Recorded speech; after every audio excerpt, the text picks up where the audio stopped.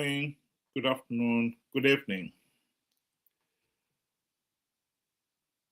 We have said on this platform that the Constitutional Amendment Bill number 3 is a foregone conclusion.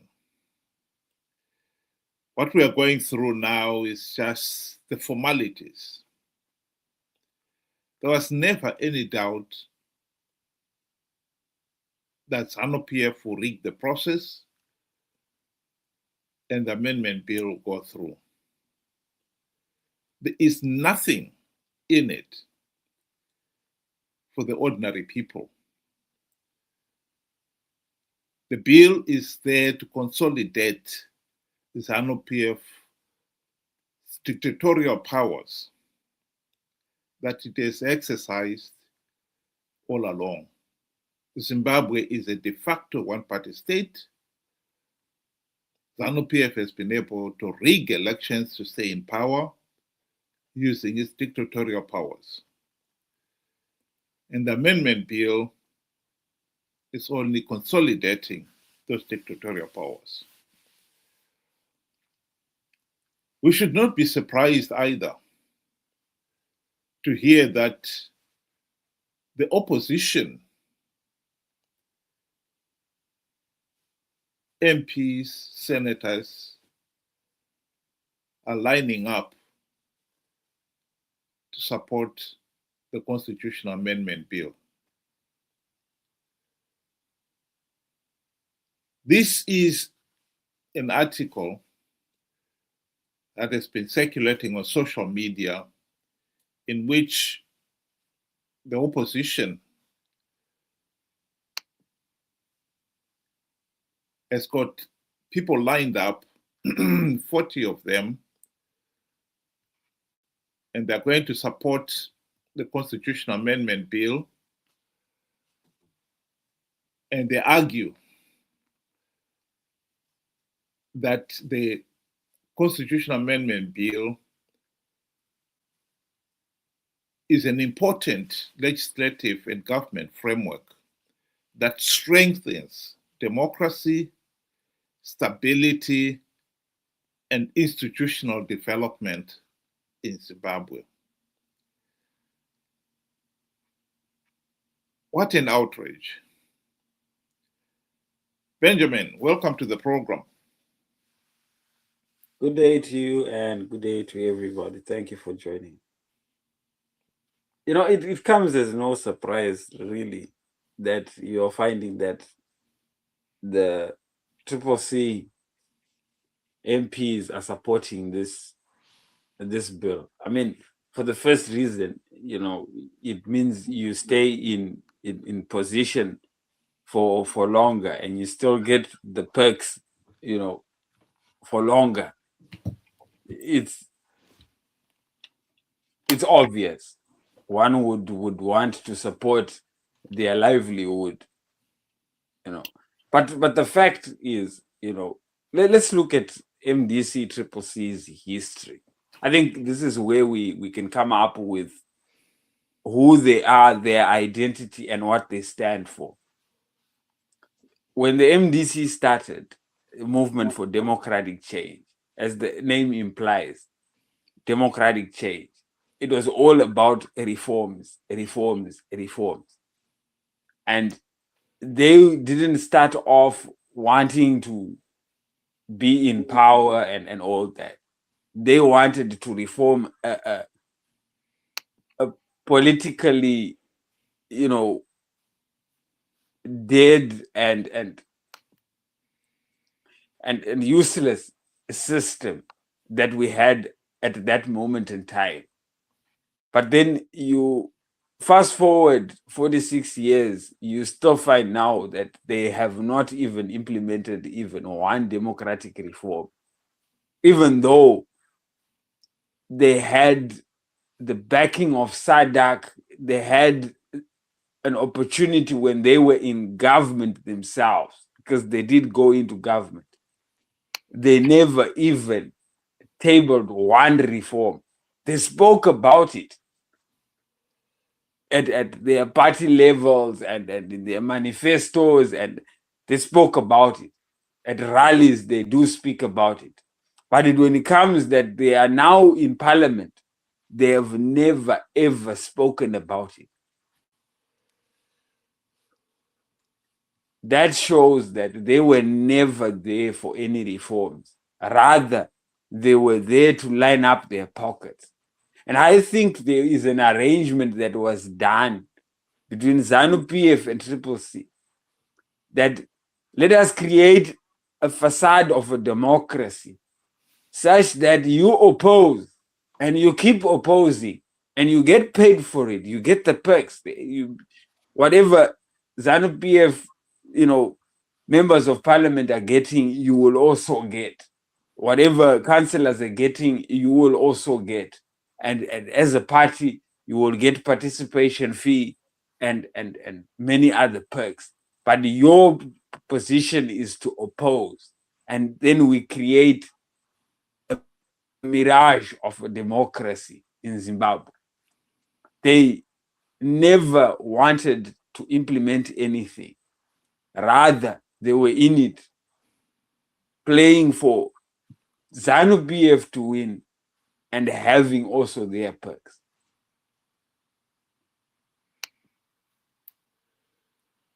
Just want to remind some of the people who have joined us that you can join us and have your views, express your views to, if you use the link at the bottom of your screen there, StreamYard link. You'll be able to join us, and you can we can add you on, and would like to hear from you. But to come back to this Constitutional Amendment Bill number 3, it is important that people of Zimbabwe understand that we would not be here if the opposition had implemented the democratic reforms as they had promised to do. The movement for democratic change, the primary purpose of the MDC when it was formed in 1999, was that the party would implement the democratic changes necessary to end the ZANU-PF dictatorship. The nation realized that we needed to implement reforms if we are ever going to stop the ZANU-PF dictatorship. So the purpose of the opposition, the primary purpose of the opposition in Zimbabwe, was to implement the democratic reforms to end the ZANU-PF dictatorship. And people have been risking their livelihoods, their limbs, and many people have lost their lives in electing the opposition guys into positions of power and authority to implement those reforms. And 26 years down the line, we are still stuck with the ZANU-PF dictatorship.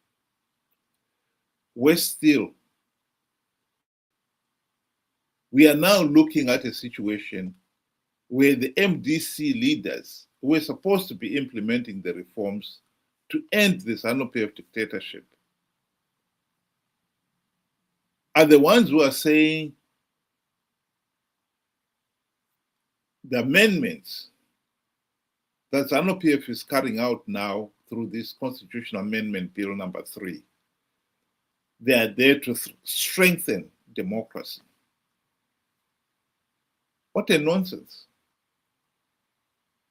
How do you strengthen democracy?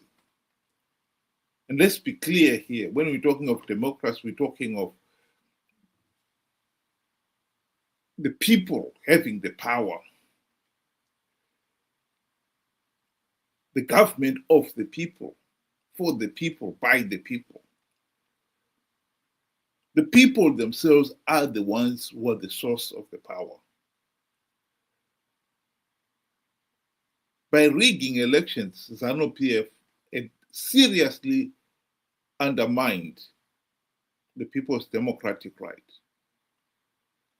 And indeed, Zimbabwe is a failed state precisely because the people have never been able to hold ZANU-PF to account, because ZANU-PF rigged the elections. And now the party that rigged the elections, the individual who has rigged the elections, who has never been elected by people of Zimbabwe, is now turning around and saying he wants to push through this constitutional amendment bill to extend his stay in office. How anyone can then turn around and say, yeah, that is right. It is strengthening democracy. It really beggars belief. This is the problem we have in Zimbabwe. People risked lives, livelihoods, and limbs, and many have lost their lives to elect the opposition, to implement reforms, to end the ZANU-PF dictatorship. And now we find ourselves full circle, where the very men and women the nation elected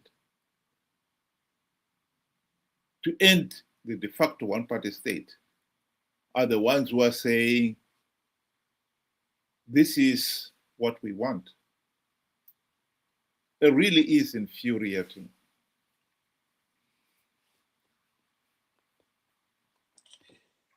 You know, unfortunately, when people look at this CAB3, they are mainly dealing with or looking at presidential term limits and their extension, you know.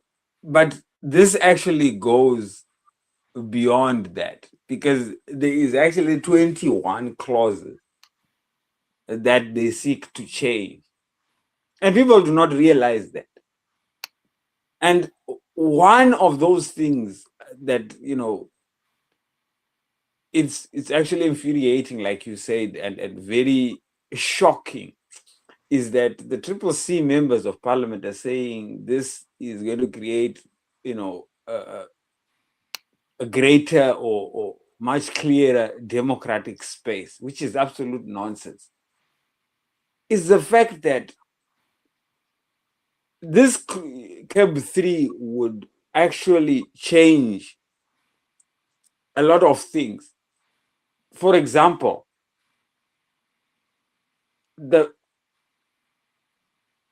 it's going to change how not only people vote for the president and all that. That is what it's going to do, because people are not going to be able to vote directly for their president. Members of parliament are going to do that. So whoever has got the majority in parliament will probably take it as it is. The people will not have anything to say about it. But then it goes on to give more presidential powers to whoever is president at that time. And that president has now got the powers to appoint judges without no hearing. If you are my friend, you can become a judge. You know, it's who can be able to be manipulated at the end of the day. So that is not democracy at the end of the day. We know that ZEC was supposed to be an independent body. And Sadak has always said and spoken about that ZEC was never an independent body. ZEC was operating as ZANU-PF. And ZANU-PF wanted to correct that by making it legally okay now. They will remove ZEC completely and go back to the Register General. That way they have shut that door to say ZEC was supposed to be, you know, an independent institution. And, you know, the Register General is appointed by by the president. So which makes it now okay for ZANU-PF to do whatever they need to do, even in terms of rigging. So how does, the MDC, CCC MPs view that as increasing or making democracy great again? You can see from, you don't need an eagle eyes viewpoint to see that they are bought, they are, they are manipulated, they are bribed, basically. They have sold out as they usually do. The list can go on and on and on. But just removing what was supposed to be an independent institution and creating one that the president himself appoints, that is closing that door that SADC had opened wide open, and many other observer missions, they had opened that door to say ZEC is not operating the way it was. ZEC is not operating according to the constitution of Zimbabwe. So now that they have got the chance to alter it, you can no longer talk about ZEC, because ZEC is no longer there. There is the Register General, who is their own and cannot be, you cannot question it anymore. That is just simple. If my own is counting for me, he can easily do it. President Mukhai. Sorry, go ahead. Then we go on to the situation with the chiefs. And again, SADC and the observer missions, they spoke about this, that the rural community has been forced and is being forced when it comes to elections to vote ZANU-PF. We all saw what, the likes of FARS did, where they had their little toll booth. Before you could go into the election, polling station itself, you had to pass through that, polling booth, get your name taken, your identity and everything, and the time that you went in before you could go in there, which is very, very illegal. It was not supposed to be done. And the chiefs, currently the chiefs are supposed to be, independent. They should not be taking or forcing the people in the rural areas to vote ZANU-PF. It's your free will, but chiefs are doing it, but trying to hide it.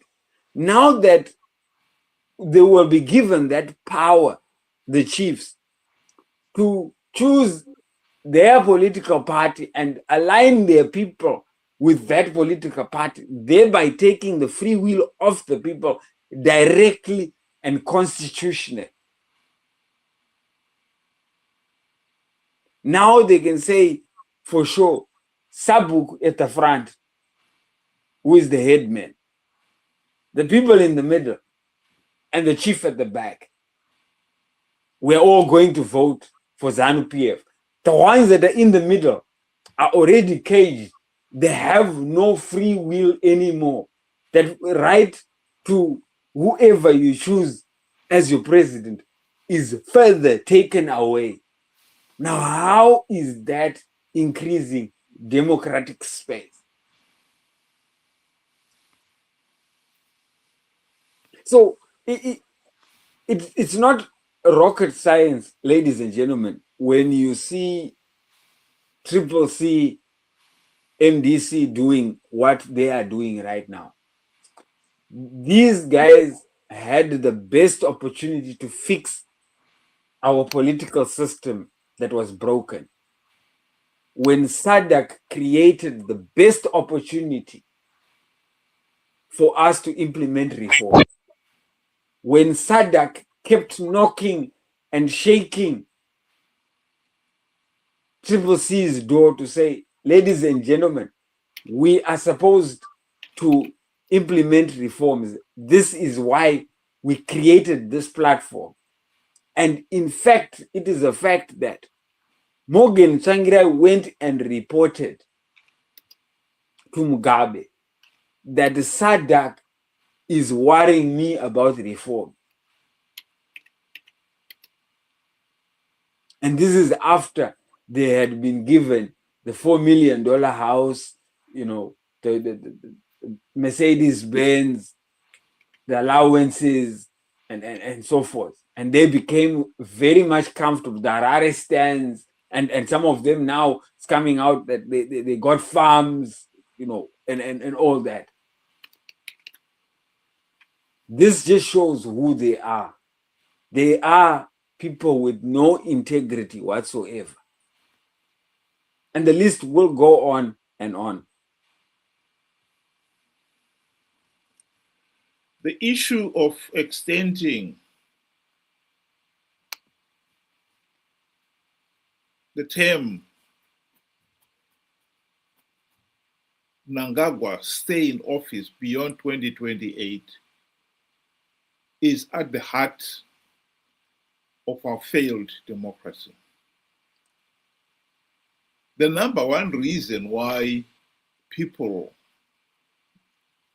wanted the two-term limits included in the 2013 constitution was because they had had the experience of having Mugabe in office for donkey years. People felt they cannot get rid of Mugabe, and he was hanging on to power, and they were helpless. And the two-term limits of 5 years was one way of making sure that the country would not be stuck with a president who doesn't want to move. That was the number one reason. If Zimbabwe had been holding free, fair, and credible elections, the two-term limits would not be an issue at all. Because people will still vote for whoever they like. If they like whoever the incumbent, they'll vote for him again. And these two-term limits has become the standard in many African countries, where you cannot guarantee free, fair, and credible election. The two-term limits become your guardrail to stop a president exceeding the 10-year limit. What Mnangagwa is doing with this constitutional amendment bill is extending it by hook and by crook. He is extending his two-term limits so that he stays in office beyond the maximum 10 years. This problem is not new. Here is former President Thabo Mbeki explaining the same problem.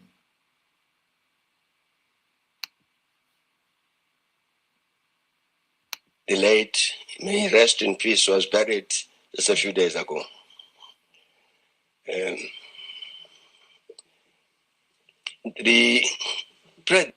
election in Zambia at some point, and UNIP, the ruling party led by President Kaunda, lost. And President Chiluba took over as president. First term, second term. To change the constitution toward the third. So we conspired among ourselves in the region here and said we don't want to introduce that habit here in this region of these third terms. So we got to stop President Chulu. Agreed. Now, whom are we going to go and collar President Chulu? We decided on President Muhai. Said the cleanest among us. And the other one is he's got all the moral authority to say to President Chulu, but no. And he went and he said, no. And that was the end of the Chuluba operation.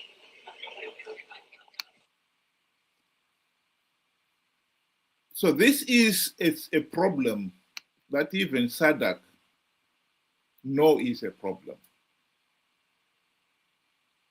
No one is being fooled by this Vision 2030 as justification for extending Mnangagwa's stay in office. We all know that Vision 2030 is just a mirage. It's just an excuse. He's not going to deliver that economic development that he's promising. And I think, to be quite honest, many Zimbabweans out there are well aware that Vision 2030 is a mirage. He was going to extend this stay in office by hook or by crook. And what is disappointing here is the ease with which he's managed to do it. As we mentioned earlier on, we now have the opposition, the very man the nation had trusted, to stop this kind of thing, helping him do that. They are telling their supporters that it is strengthening democracy.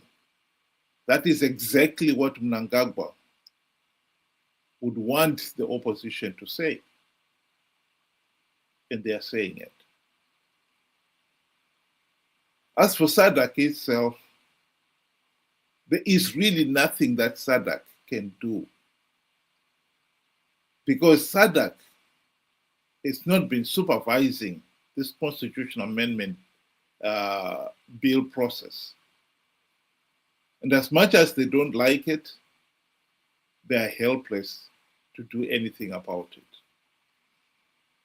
And that point is a point that most people in Zimbabwe are missing, and they need to understand. SADC cannot do anything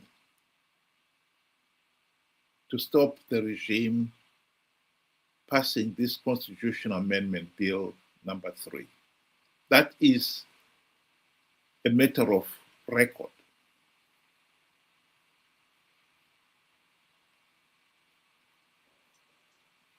You know, when you look at when Mnangagwa came into office, you know, it didn't take long for this, ED 2030 to come into play.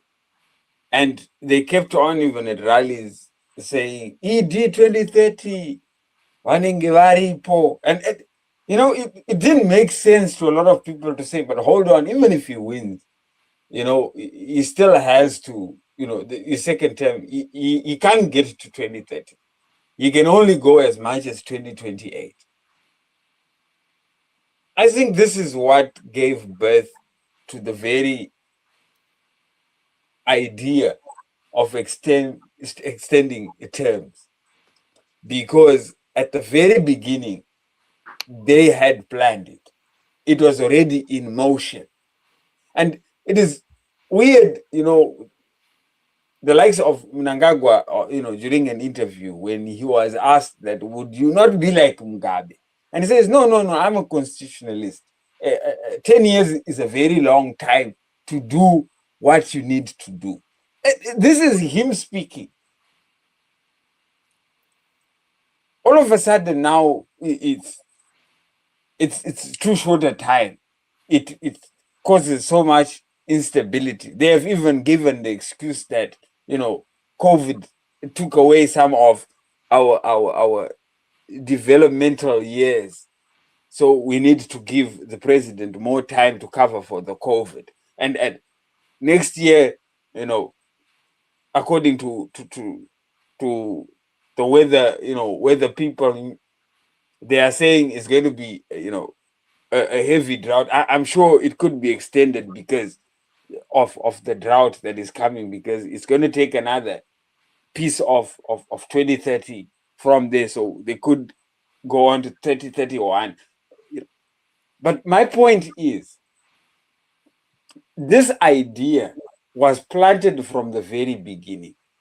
ZANU-PF has never had a succession plan, and they have never had any democracy within their organization, let alone the whole country. So whoever is in power becomes untouchable, becomes a demigod. And the most disappointing thing about this whole constitutional amendment is both sides, ZANU-PF and CCC MDC, know that how difficult it was to get rid of Mugabe. And yet here they go and want to create another Mugabe. We have never had a constitutional handover and changeover of power in Zimbabwe for 46 years. The only time we were expecting it is in 2028, and that already looks very bleak. How anybody can continue to say that Zimbabwe is a democracy beggars belief. Zimbabwe has never been a democracy. Zimbabwe is a dictatorship, period.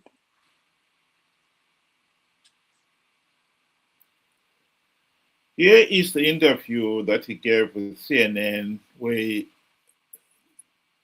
reiterated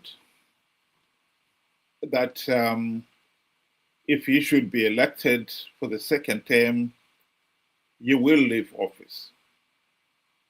We have now limited the terms of presidency, just 2 terms, 5 years. If you are able to have 2 terms, then the maximum a person can remain in office are 2 terms.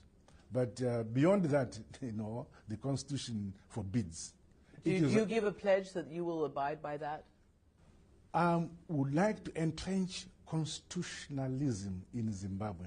But will you abide by the 2 terms that you have introduced? I will abide by that without any iota of resistance at all. Even if the people would love me to the hill, I will still go away, because I believe constitutionalism is important. And in fact, you must give your people a chance to have other people come. 10 years is not a short period.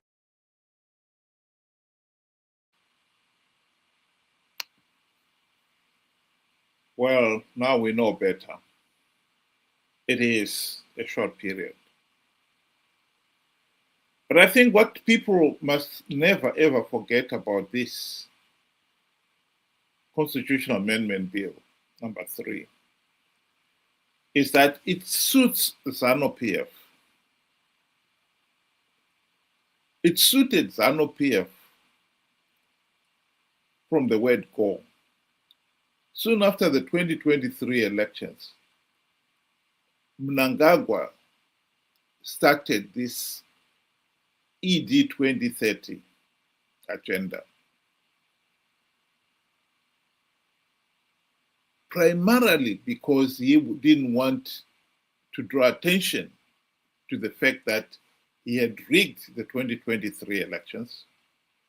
Both SADC and the AU election observers had condemned those elections as flawed and illegal. So to draw attention away from that, his illegitimacy, he proposed that he was going to extend his stay in office beyond the 2028 date. And many people immediately focused on that. This constitutional amendment bill has served him as a decoy. So we cannot completely rule it out that he may, as we go along, as we get nearer to 2028, decide that he is not going to contest to stay on after all. And meanwhile,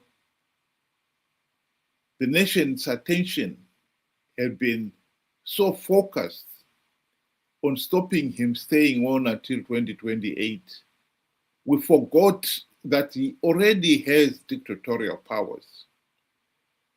The same dictatorial powers that has allowed the regime to rig elections again and again and again. And with not even one token reform implemented, ZANU-PF will rig the next elections, whenever they are, and thus extend the dictatorship. This point must be made, and must be made emphatically. Many people are forgetting why we are in this mess. This is not a simple issue. This is a complex issue. And one of the most dangerous things we can do is to pretend that it is a simple matter. It is not. ZANU-PF at the end of the day is getting what it wants.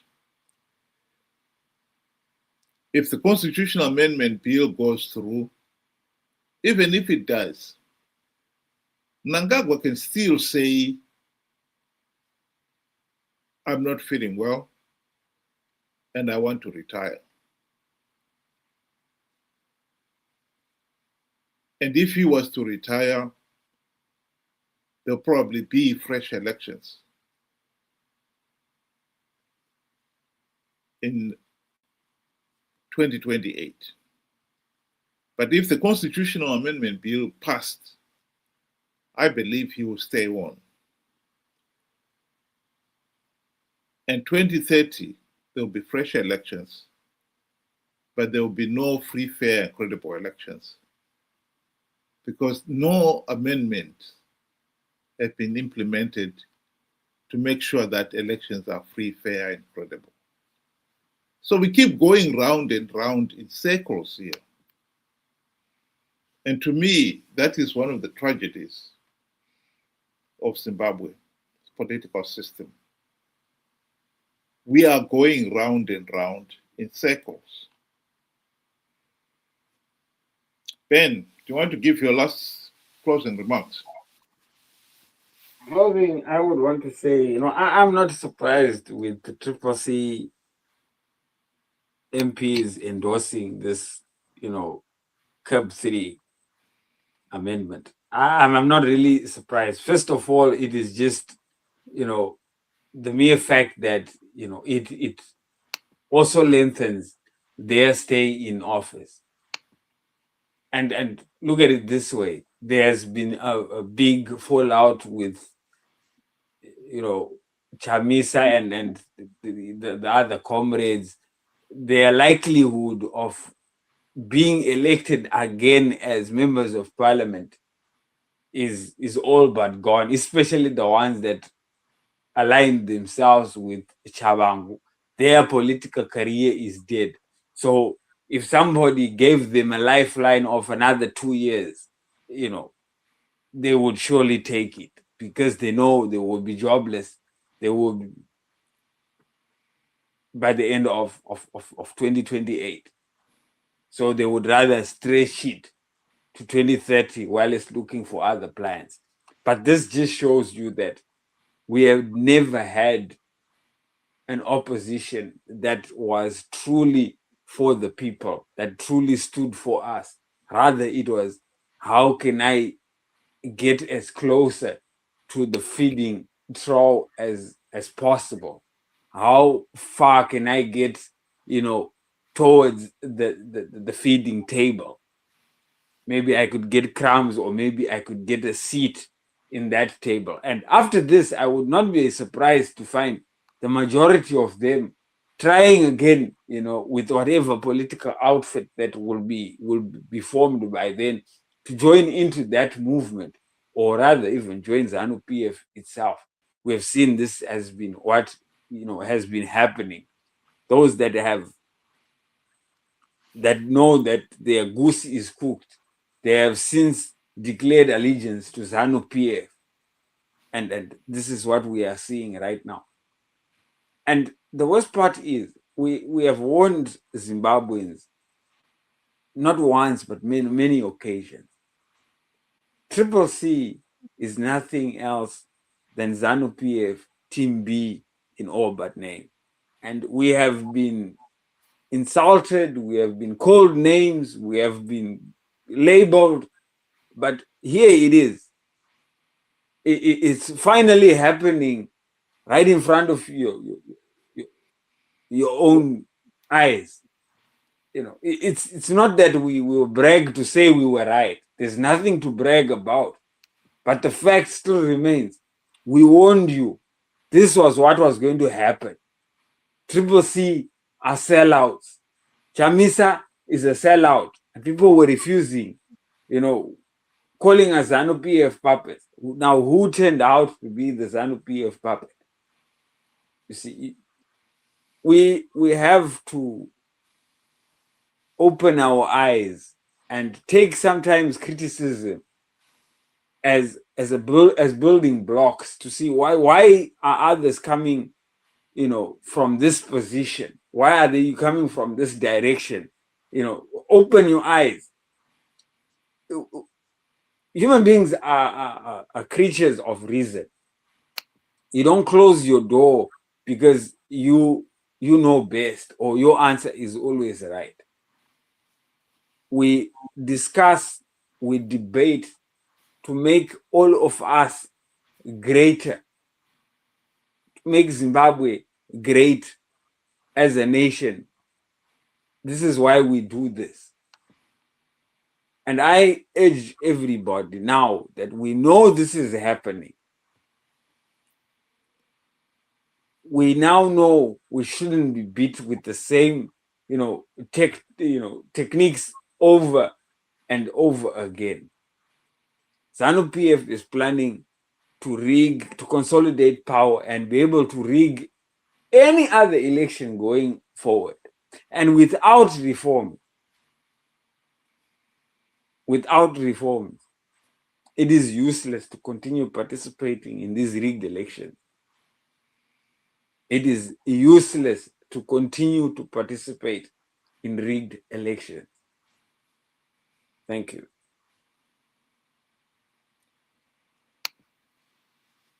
At the peak of the 2008 to 2013 GNU,